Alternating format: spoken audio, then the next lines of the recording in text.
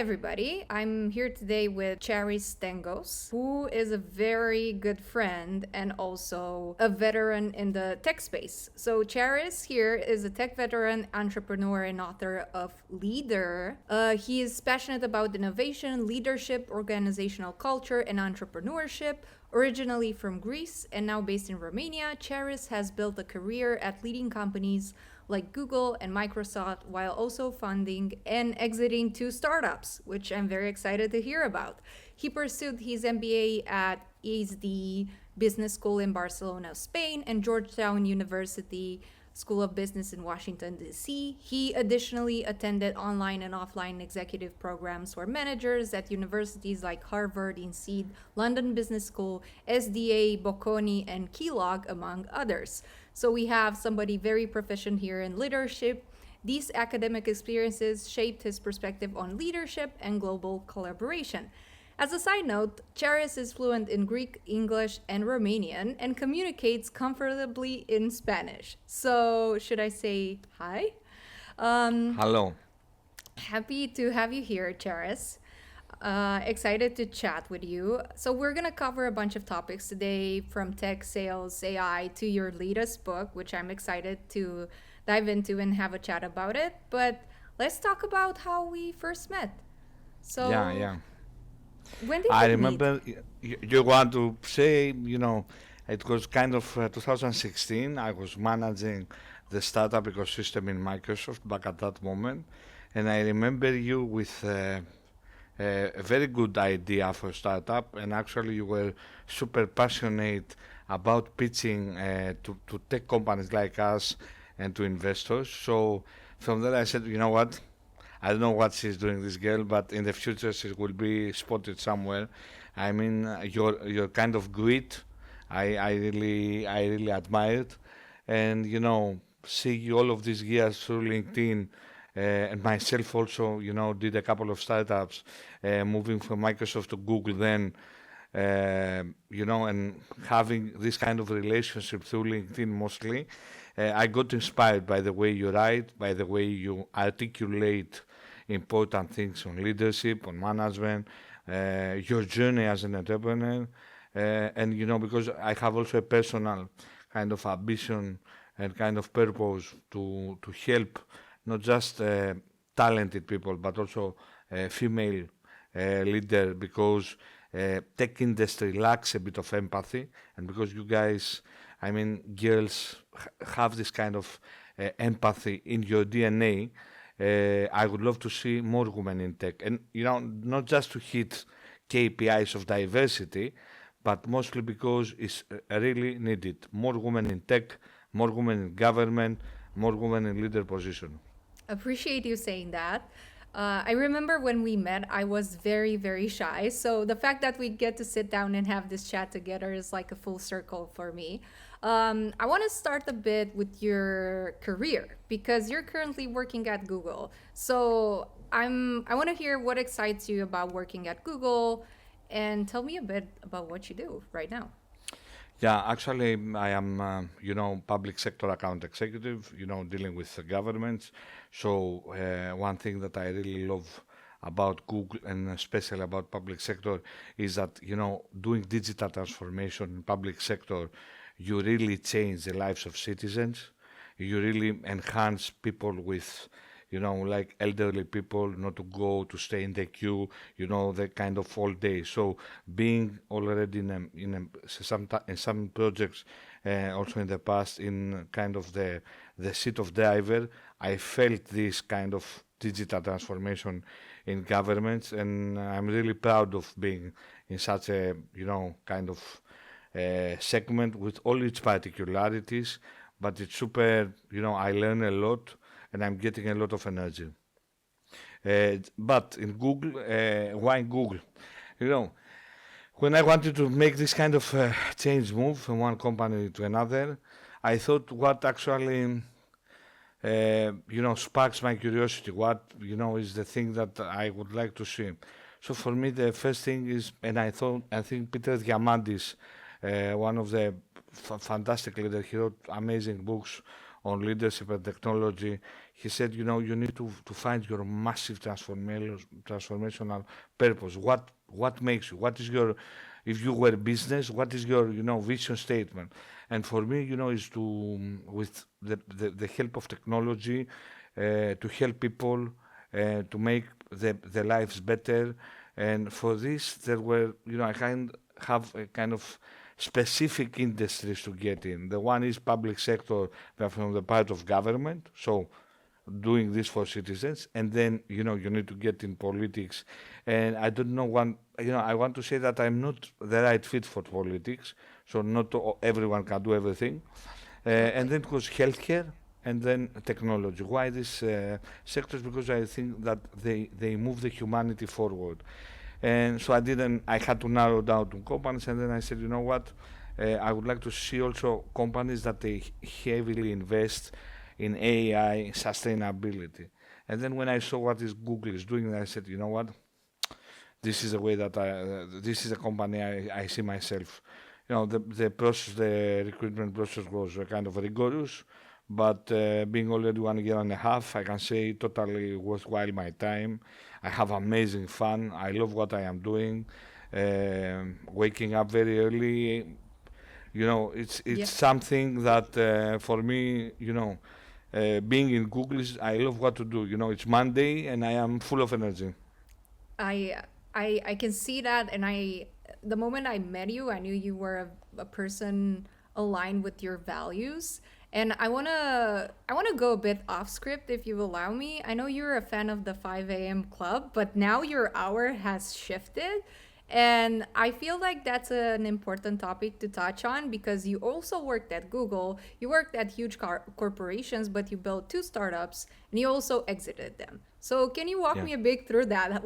How is the routine part got you where you are, and how did you manage to run two startups and sell them while also doing corporate?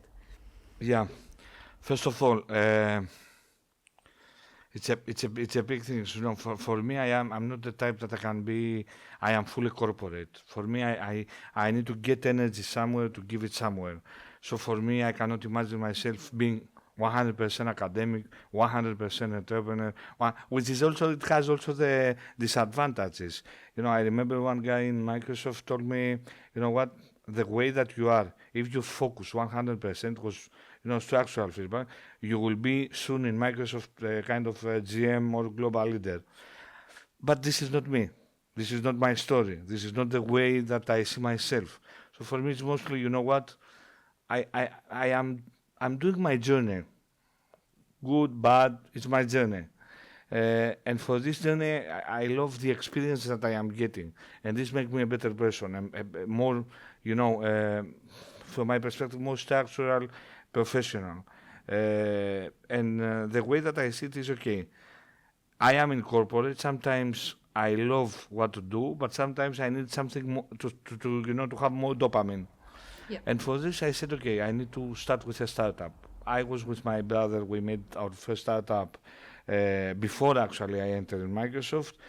Being already 2 years in that startup, I exited and we sold it to an energy company in Greece. Now my brother is focusing on the kind of spin-off energy product, research products with European Union, which is good. So it's a more like academic research spin-off at the moment. And then, being at Microsoft after 5 years, I started, thinking, okay, what is next? I cannot stay forever in Microsoft. And then I came up with an idea when I was in the plane going to Azerbaijan. I mapped the first slide. I was reading also a book. I came back in Bucharest, and then I made a pitch. And it was one competition, startup competition. So I pitched, and immediately I raised the first 25K. And I said, you know what? It was kind of in the plane, I thought. Then I came back, did the PowerPoint, the presentation, and then immediately, I raised money. And then I raised more money. And then I, very compliantly, I goes to my manager. I said, you know what? Let me know if there's a conflict of interest. I'm doing something different, but this gives me energy. And he told me, very open. He told me, you know what? If you have energy and you bring this energy and you deliver, I don't have an issue. So it was a fantastic insight that I got. I continue, I keep it on. And then, I said, it was last year, no, 1 year and a half, I said, I I don't grow as I want in this startup. So I was stagnated. It was also the COVID. For me, 2021, 2022, in a personal level, was happened some issues that I had to focus on. And I said, I need to exit also from this startup. And then I said, probably it's not the way that I wanted to become multimillionaire, but at least I don't want to lose. I don't want my partners to lose. The business agents that they trusted me, the VC that backed me up, I don't want to lose. Because at the end of the day, money come and go. Our name is more, True. this is our legacy, our name. And I want to make sure that I have an exit, I pay everyone, uh, and I have some kind of money, but I don't lose. I did it, and then I was at Google. So, and at the same time, I started my PhD and wrote also this book. And for this, to sum it up, it's very important to have your own time. And in this hectic way of life that we have, and because I have a family, also a baby, and a baby that is coming soon, it's very difficult to find, this kind of personal time. So I have to shift my alarm clock from 4.5 to 3.5, and making sure that I have one extra time for even more focus. So making sure that when I go at work 8 o'clock, I am done with my personal thing. I have a very good structure about the day, the meetings that I will do, and in that way I can have the corporate life. Now I don't have any more startup. I was focused the past 7 months, 6 7 months for the book, and now that I finished with the book, the next thing is to progress with my PhD. But I need at least two things, otherwise I'm getting bored. That is a crazy story, but here's an example that you can actually do it. And I know what I remember about you is like you posted consistently that you were part of the 5 a.m. club, but that you switched to 3 a.m. It was a book by Robin Sharma, if I'm not mistaken, Yeah. that you read that inspired you to do that. And I appreciate that. What time do you go to bed if you wake up at 3? Yeah, I use also the Aura ring. So what I realize is by going at 10, 11 o'clock, uh, even I felt relaxed. It was not good. I read also two books, Why We Sleep and another by Nick Littleheads about the way that Ronaldo sleeps of the UK football team. So, and then I realized that I need to go at 9 o'clock. So I go 9, 9.5 now, work days. And then I wake up 6 o'clock, and then 3.5. And in the weekend, I wake up 6 o'clock, but I have a very good power nap. So, Saturday, Sunday, for me, it's all about power naps. This is the way that I Okay. get my energy back. Yeah.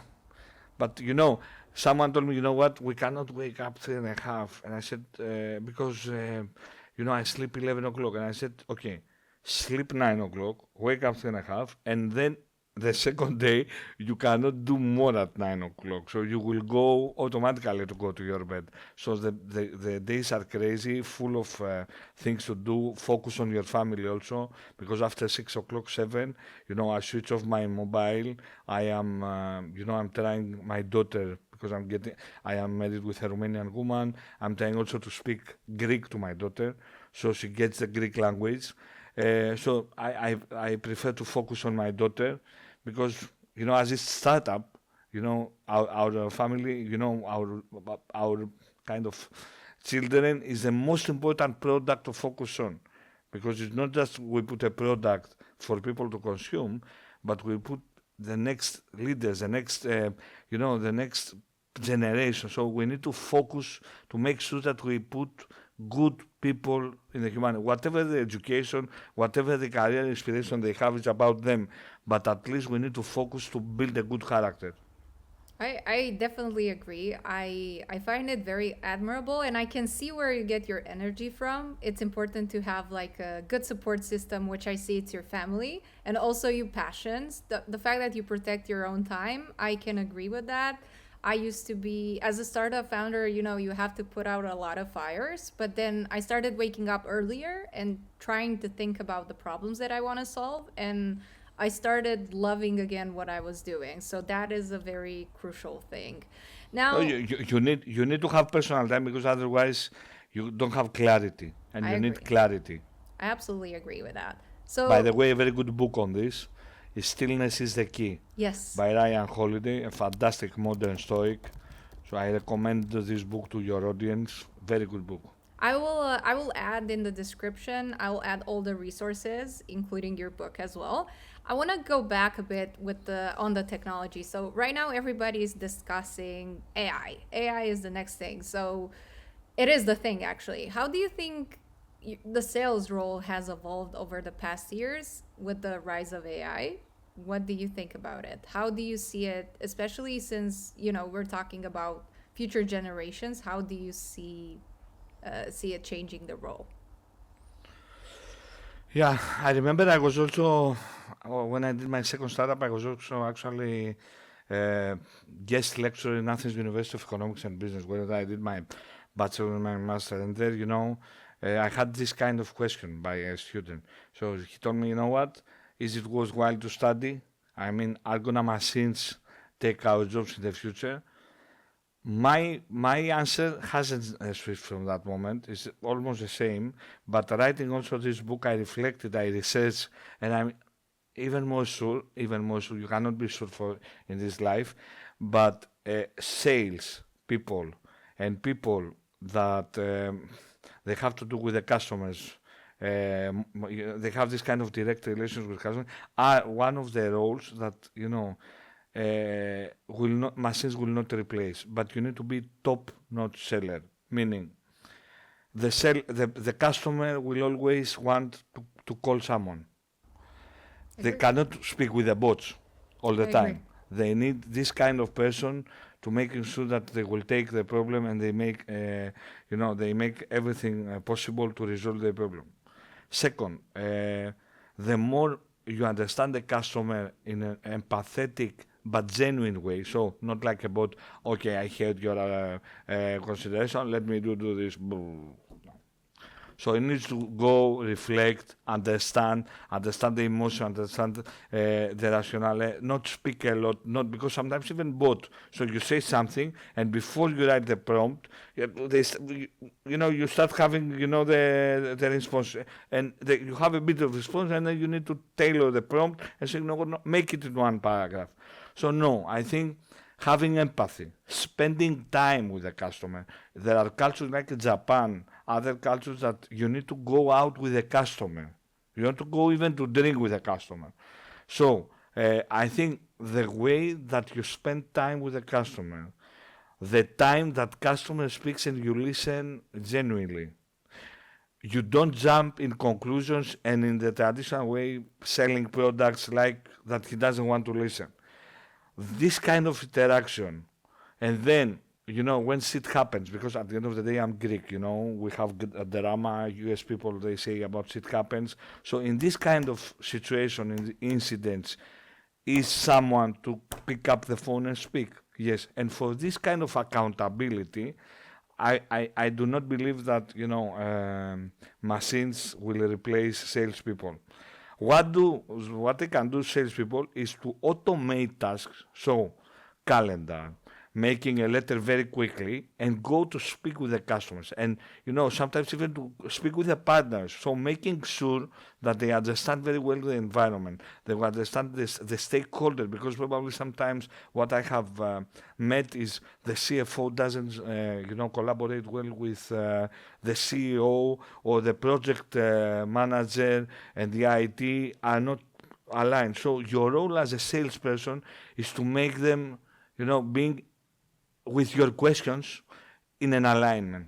I agree. So trying to say, to the project manager, so actually you want this, and the CEO needs this. So how you make sure that you reflect and you come up with a solution that all the stakeholders. And for this, AI doesn't have these capabilities at the moment.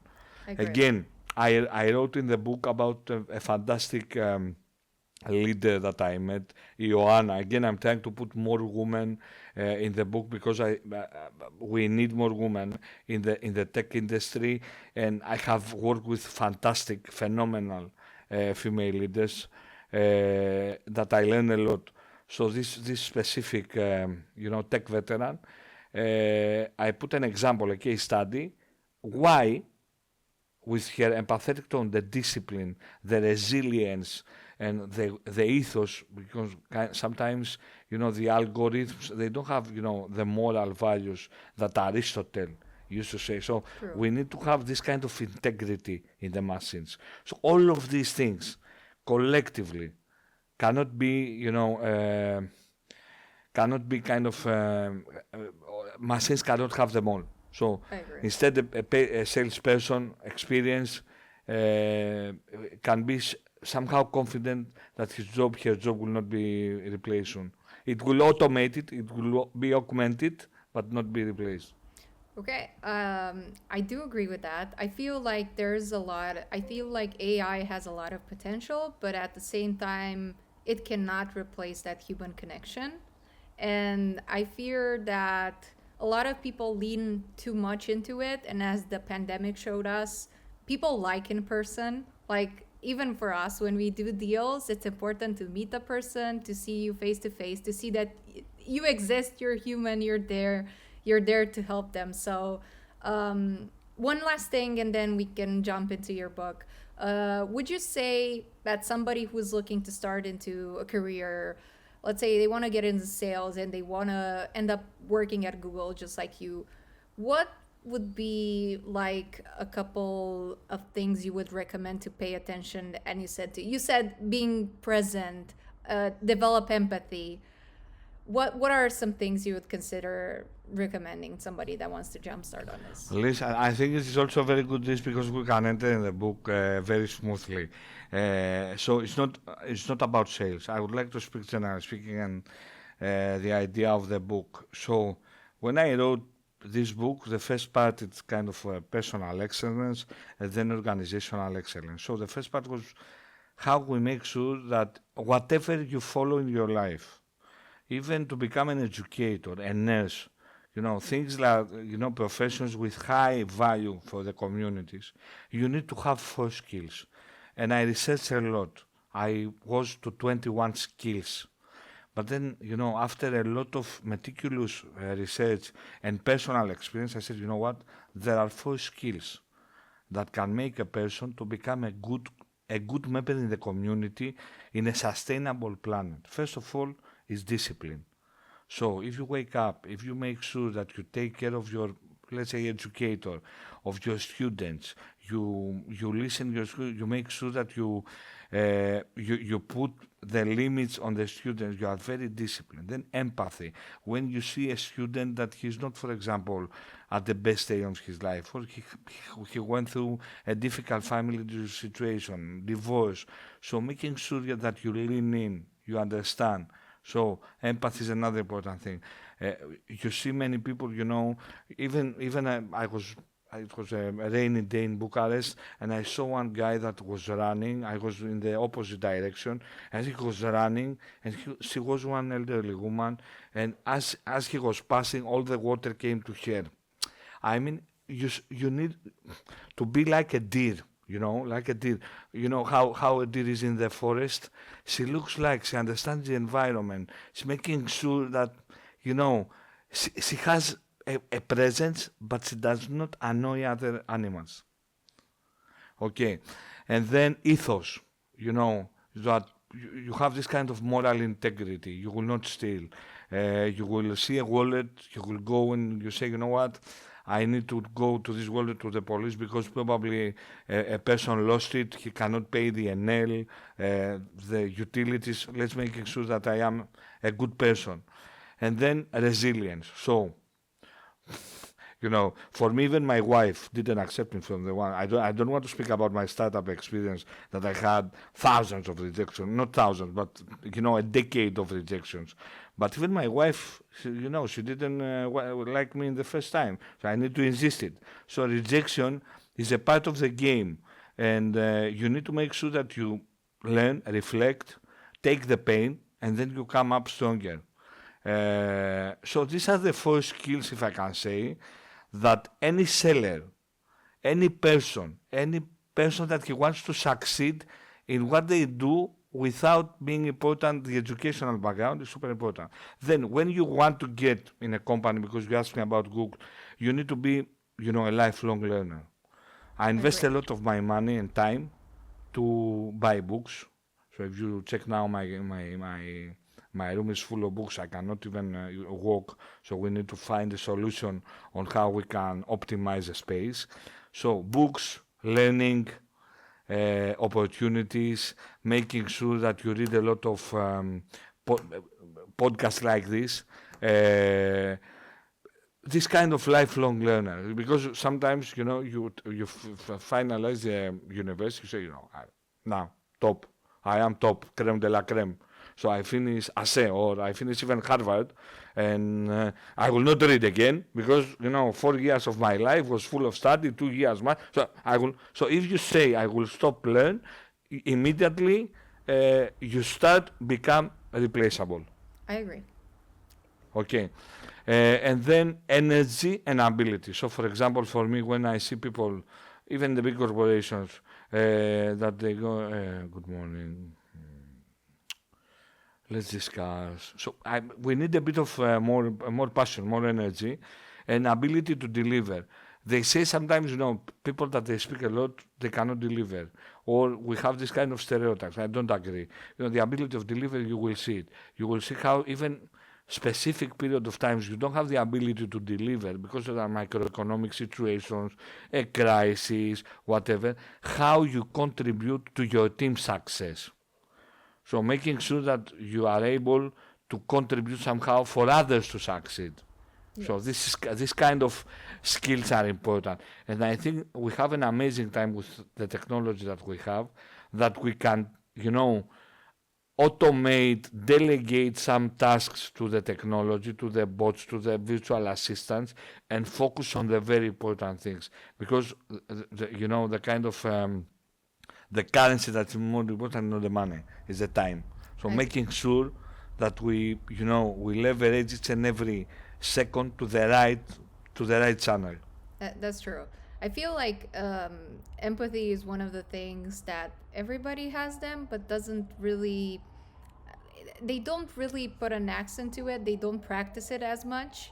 And this thing with lifelong learning is one thing, if I know about Charis, he's always been posting what he's reading, the articles, the podcasts. So he's a huge source of inspiration. And that's what I think it led you to actually write a book. So tell us about your book. Why did you think that was the right time, the right moment, and why did you pick the topic? Yeah, first of all, let me, I was this summer in Harvard, did a program on AI, but not Harvard Business School. I wanted the Harvard Kennedy School because it had also some classes with engineers, and it's also the way that Kennedy is more like political science for more political leaders to understand how political leaders adopt technology, where they see the blockers. So I met fantastic people from all over the planet. And I had the chance to have a phenomenal professor who said something about, by the way, she's also a product of Harvard, so she did her bachelor, her master, her PhD in Harvard, and now she's leading VC, investing in the top technologies, and at the same time she's professor, and she was speaking about the scientific rigor, so not to be shallow thinkers, to think before we speak, to make our research a fantastic concept, which is also has to do with integrity. And I was asking something at the end, and she told me, you know what, and we had the chance to discuss at the break, and I said, you know what, that's the time for me to write a book. I sold my startup, I have free time now, and that's the moment that I want to write a book, but not a book because, many people all of these years tell me, you know what, you read, 6 books per month, 80 books per year, so why you don't write your book? I said, what is the new thing that I am bringing? Seriously, I mean, What another person told me, write a book about yourself. I said, who I am? Come on. In this planet, who am I? I mean, to make a biography about me, I mean, come on. Let's be serious. I am no one, actually. And then I said, if I am so good, I prefer Walter Isaacson to write for me, not me, for myself. And then I said, I will not write a book in my life unless I have a framework that can be applicable across industries, across geographies, to any business side. So people, they will take this and they say, I will apply it, because this is the beauty of learning. This is, because if you read a book just to read a book in the beach because you don't want to dance, come on. The idea of reading a book is to get the top 3 things and say, okay, what I apply the next morning out of this book. So, for example, 5 a.m. club, I took the Formula 2020. I tailor it to me, because at the end of the day, it needs to have your footprint. And then this is the way that you apply the insights of the book. So I said, okay, I need this kind of the book.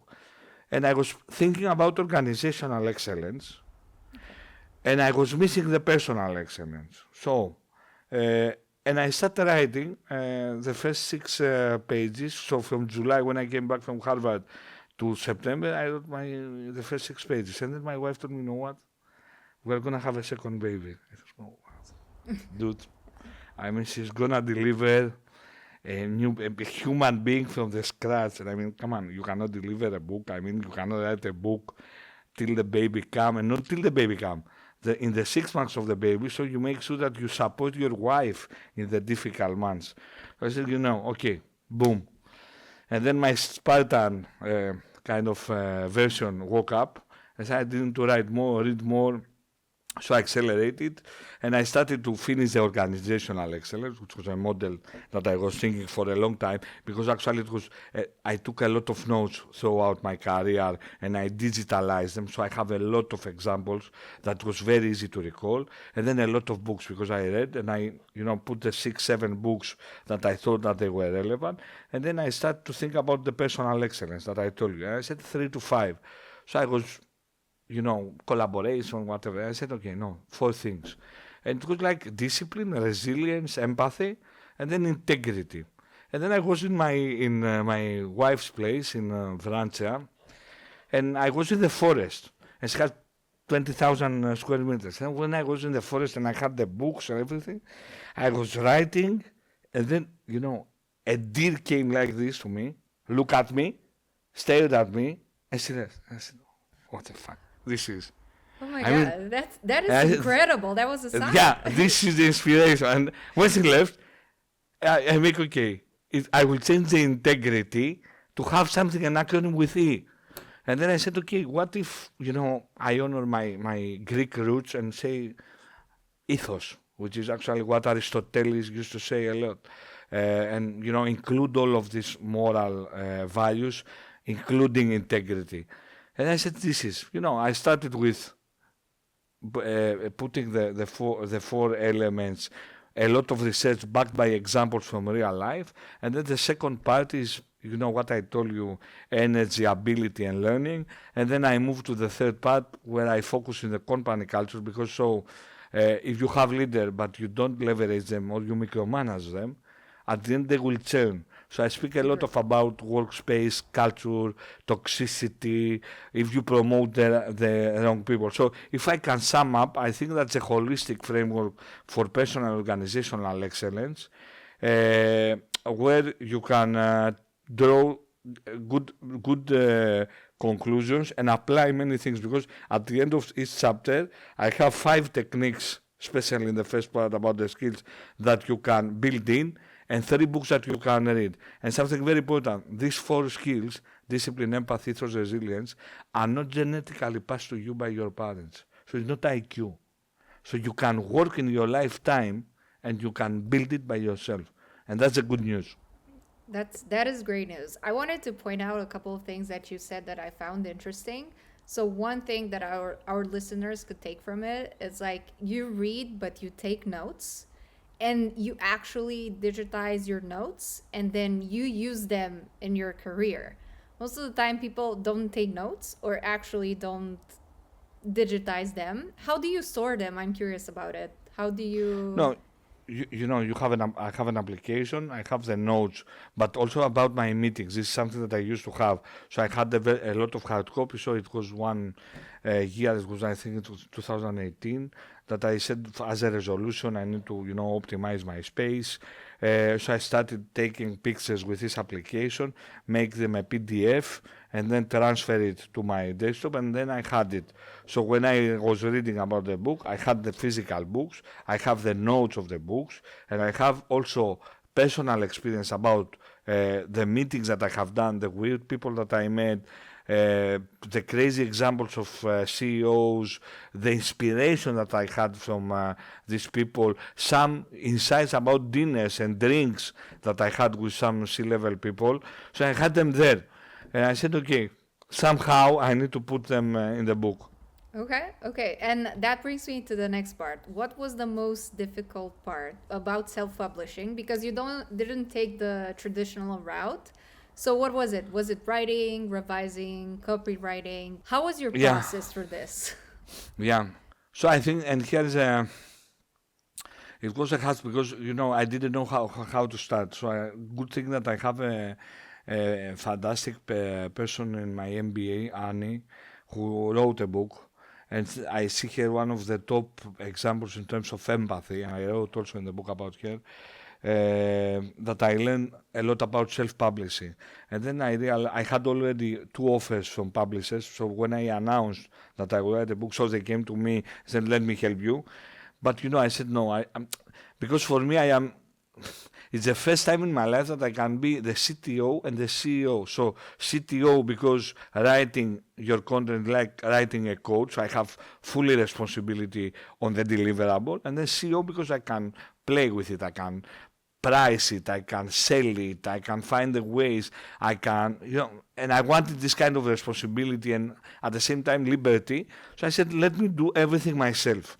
And then, you know, writing, it was the easy part. It was easy because everything it was super organized. So there were some challenges, like I cannot be all the time creative. So I had to, you know, think, reread, so to find a bit of more inspiration. But the most difficult part, not the copyright, because copyright, you go to an organization, in Oda in Romania. I put that this is my book, so easy also this. Then Amazon is doing everything for you actually. And then for me it was the revising, you know. I finished the book in 18th of December. And then I said, okay, I need to find better readers. I have a couple of people that I trust a lot because at the end of the day, it's your baby. True. You don't want to give your baby directly to someone. Copyright's also playing because I couldn't copyright before, you know, having the final deliverable. So I said, okay, I need to revise by myself. And then, you know, it came my something that I had in the past. So my mother thought that I can be a good actor. Not a case for me. But I took some acting classes and I loved it because I was in the shoes of someone else. I can be a king, I can be a clone, I can be whatever in one evening. But the part that I was hating, it was the memorizing. So I can't memorize. I hate memorizing. So it was not critical thinking to say. So, and I said, you know, for me, acting is not the case. I will never be able to memorize so many things. But I said, okay, let's play acting. So let's find 7 people in this world that it's my audience, which is CEOs, human resource directors, startup founders, politicians, you know, regardless of religion. So I took 7 people. So, for example, one female leader, single mother in Australia. Then I moved, you know, homosexual female leader with a scale up in Germany that just raised a ton of money. She lived with her wife and one dog. Then an atheist Fortune 500 CEO with no children. So playing with children, no children. Why? I said, okay, let's start. So in each of part of the book, I took a notes with a different highlighter and pen. So, and I was reading, I read the book 7 times, having the image by AI of the person that is a reviewer. So whenever I feel that I am myself and I read my book, I stepped out and I said, okay, I am, this guy, the CEO of a Muslim bank, super conservative. So and there were some parts that I was shocked how bad can land to people. Yeah. That is such a great. How did you think about doing this? Why did you think about doing this? Because I am afraid of copyright. Because I think that in this life you don't have all the time great ideas to make a good book. And I thought, okay, I have the idea, but let me cultivate also a bit of empathy. So because I lived also in India, in Spain, in US, and I met with people from different cultures, more or less. I had discussion with them. I know how they think. I said, what if I can do it myself? Because I cannot put someone with his family in his free time in Christmas time to read my book. Come on. And he may don't have time to read the book. So because my plan was very clear. By 8th of January, I want to put it as a pre-order. By 17th of January, I want to be published in Kindle. So I wanted to start 2025 with a bit of bum, with a bit of energy. I didn't have time, so I had to read the book 7 times between 18 December and 7th of January. I love the fact that you write advice, but you also practice it on your own. So this is like a great lesson for all of us. Which brings me to the new question. So you have nature versus nurture. Do you think people are born to be a leader, or they grow up to be so? Like you learn to become one? You learn because I think this is something. I don't believe you apart from IQ and specific things, I don't believe that you are born to be someone. You learn. The lifetime is full of experience, full of traumas, full of things that you need to make sure that you have the right mindset to go through them and to build a strong character and to become a leader. So for me, it's more like I totally believe that everything is part of the evolution of our character. I agree. How do you feel? So you've been in this industry for so long. How do you feel that leadership has changed over the past decade? And what new challenges do you think leaders face today? It's like what I said exactly about the sales. I mean, it's not about the leaders. For me, the leaders, the thing that I should focus, if I make, a bit of a double click on this, is to find new leaders. Because sometimes you say, I am leader, but to distinguish a bit of the role of the leader and the manager and to inspire more action. So what I see is that leaders nowadays, they cannot try to find in a programmatic way the new generation of leaders. So they need to invest in finding. And, this is a trap with AI because you asked me before. With AI, what you can do? You can do a fantastic CV and a cover letter in few minutes. But how you make sure as a leader that and as a hiring manager that you can call this person for interview? And if you call them, what is this kind of questions that you can detect the bullshitting from the real value? Yes. And then let's say, for example, HR sometimes I put also an example in the book. Sometimes HR, this guy is too entrepreneurial and this role is too corporate. So they have some labels. And they missed out great talent. They missed out people that they can have impact immediately because, when says you enter in the corporate, when you see super energetic guys, say, I mean, can we manage this person? Is for us a good fit? And they start to see that if this person is good fit for the organization, which is, I don't believe that's the right way to put things. So the right thing is, okay, is this person can have impact because of his character and personality, and he can be easily coachable. This is the questions in a programmatic way that HR leaders can put, so we make sure that we have the new generation of leaders. Another thing is the people that we promote in people manager position. So Steve Bezos, Steve Jobs said something fantastic. When they asked him how you grow Apple, he said, you know what? When I hired professional manager outside, there were bozos, meaning that it was very bad decision. They didn't hire the right people. So for me, it's super important to make sure that you have an organization, that you have more leaders, that you bring this kind of culture, that the best is gonna promote it, and even we hire someone from outside will bring us a different perspective, okay, uh, and not promote toxic people, people that sometimes they have a lot of energy because we spoke about the energy, but they don't have clarity. So and True. then you can create a chaotic culture in the company. So you need to make sure that you promote leader, and I have also a very good table in the book that I'm saying what are the flags, how you make sure that if you reshuffle a bit of your talent management, you make sure you can have a pipeline of good leaders in the future for the company to survive and thrive, because this is the idea. As we are getting in AI technology, companies will be, first of all the companies, regardless of the industry, is more or less now tech companies. The digital transformation is so deep that all of them, they have a lot of tech inside. So all of them in terms of tech, so which is the competitive advantage at the end? The people. True. The people True. drive the change. The people leverage the technology. So The people makes a uh, difference. and this is the way that C-level people and leaders and HR need to focus in a more programmatic and serious way. I agree. And what I feel like it's very interesting about you in this sense is that I see that you do corporate, but you have such a startup founder mindset that I see it in myself.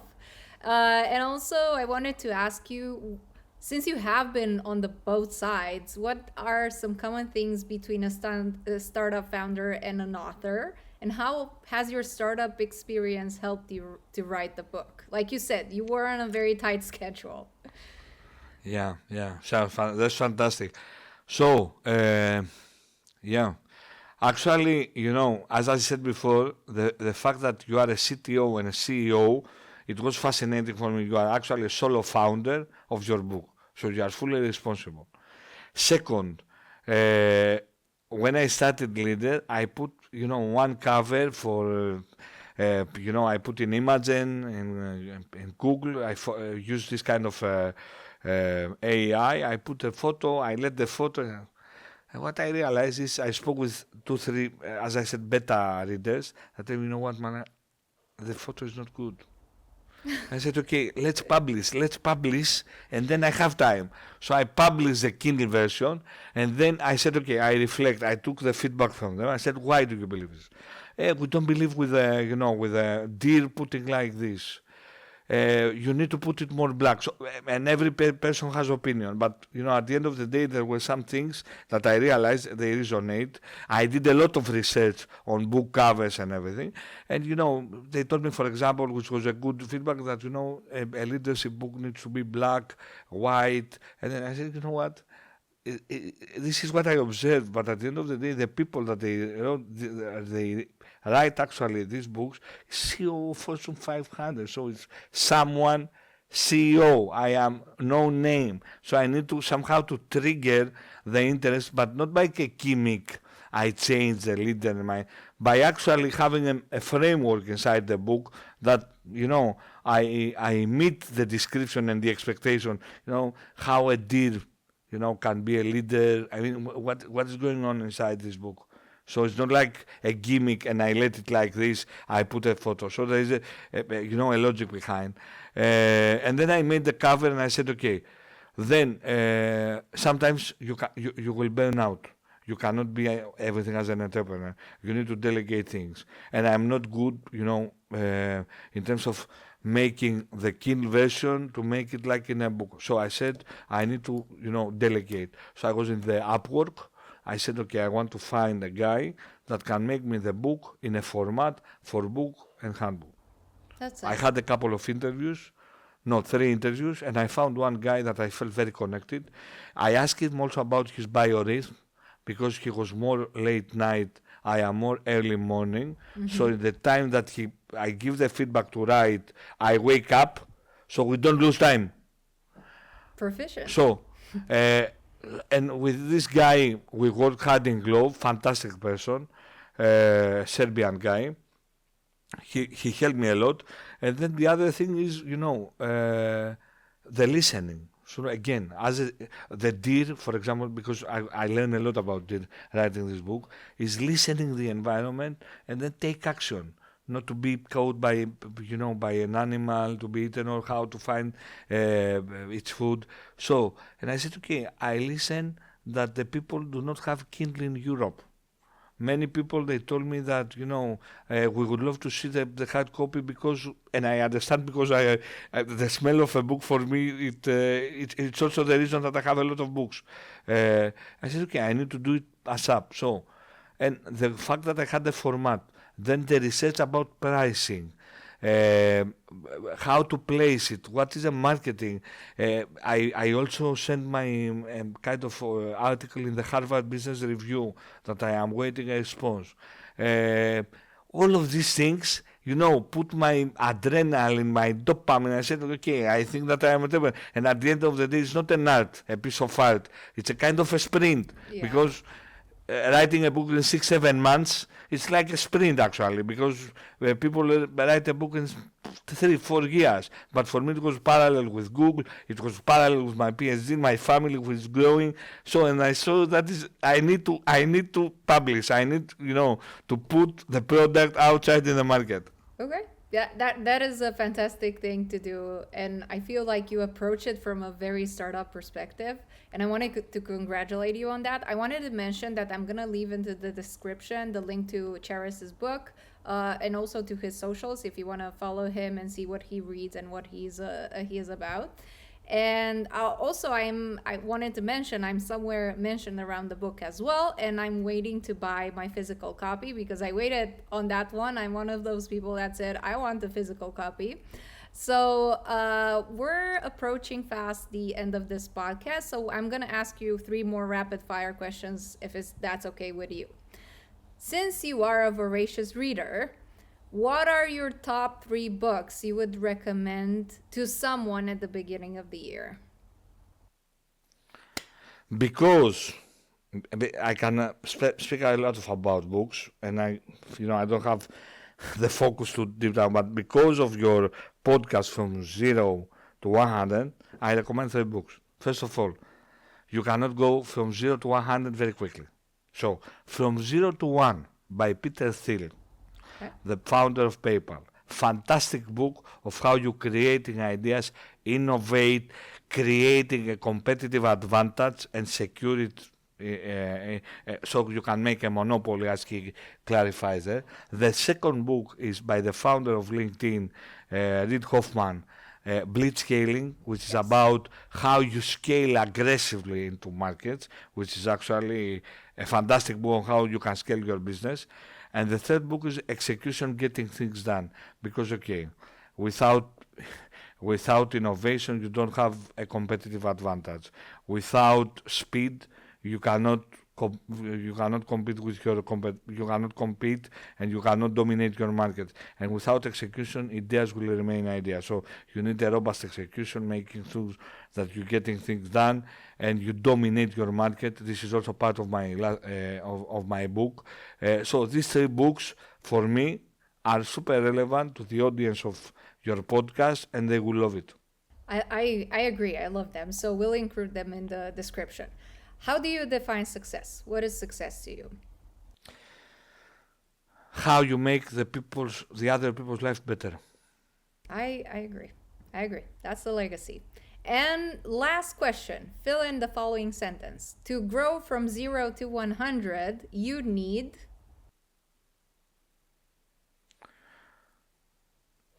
To be, first of all, a good person and a global citizen. To become a leader, to create a good culture and structure, and finally, giving a bit of time, not to rush in the things. Time will take care of everything, and you will dominate your market. And this is also, in a nutshell, the summary of my book.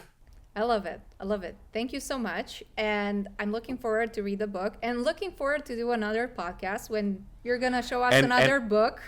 and Or by the way, before we closing, I would like to say that because you have been inspiration for me, there is one page based on our discussion that I highlight, your leadership skills, and I put you also in the book. So again, for me, you have been an inspiration.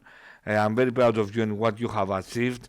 And Irina is somewhere there with bold letters. So thanks a lot for the inspiration. thank you likewise, and I'm looking forward to meet again and chat about your next project.